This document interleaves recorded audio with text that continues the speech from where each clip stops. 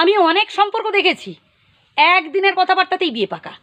আগে থেকে কেউ কাউকে দেখেইনি, চিনেও না, জানেও না, জাস্ট একদিনের কথাবার্তাতেই বিয়ে পাকা। আবার এমন অনেক সম্পর্ক দেখেছি যেখানে দীর্ঘ 10-15 বছর ধরে তাদের মধ্যে প্রেমের সম্পর্ক আছে, তা সত্ত্বেও তারা বিবাহ বন্ধনে আবদ্ধ হতে পারেনি। এর কারণ কি জানেন? অ্যাডজাস্টমেন্টের অভাব।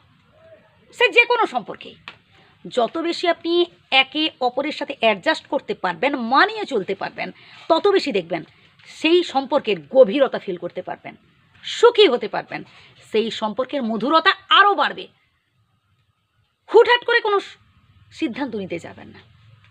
বিয়ে করার আগেও যেমন ভাববেন, ঠিক তেমনি ডিভোর্সের আগেও তেমনি ভাববেন। যেই মানুষটার সাথে ভাই আপনি একটা সুন্দর বৈবাহিক সম্পর্কে আবদ্ধ আছেন বা বিয়ে করেছেন, যে মানুষটাকে, তাকে সাথে নিয়ে সামনের দিকে এগোনোর কথা ভাবুন।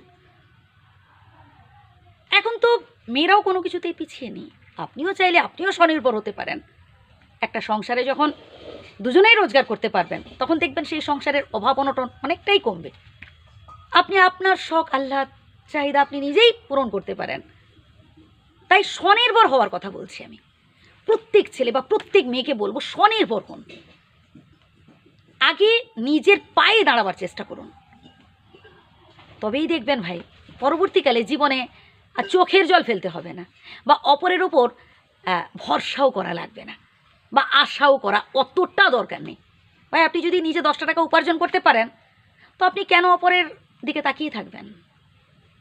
আর একটা কথা বলি ভাই, যেখানে স্বাধীনতা নেই, যেখানে সম্মান নেই, সেখানে কোটি কোটি টাকা থেকেও ভাই আমি বলবো মুখ ফিরিয়ে নেওয়া ভালো। আমরা অনেকে কোটিপতি মানুষকে বিয়ে করতে চাই, খুব রূপবান, দেখতে শুনতে খুব ভালো হবে, স্মার্ট হবে। আরে ভাই, যেখানে স্বাধীনতা নেই, যেখানে সম্মান নেই, কিন্তু প্রচুর টাকা আছে, এই টাকা দিয়ে কি আপনি ধুয়ে খাবেন নাকি? আমি বলবো সব থেকে বেশি জরুরি হচ্ছে স্বাধীনতা, সম্মান, ভালোবাসা। বিয়ে করুন সেই মানুষটাকে যে আপনাকে মন থেকে শ্রদ্ধা করবে, যে আপনাকে ভালোবাসবে, যে আপনার চোখের জলটা মুছে বলবে আমি আছি তো তোমার পাশে, কাঁদছো কেন? যে আপনার হাতটা ধরে বলবে নো টেনশন, আছি, সারা জীবন থাকবো তোমার পাশে। এমন মানুষকেই বিয়ে করবেন। প্রচুর টাকা নয় ভাই, যেন প্রচুর ভালোবাসা থাকে মনে। ও রূপবান নয় কি রূপবতীও নয়, যেন মনটা কালিমালিপ্ত তার না হয়।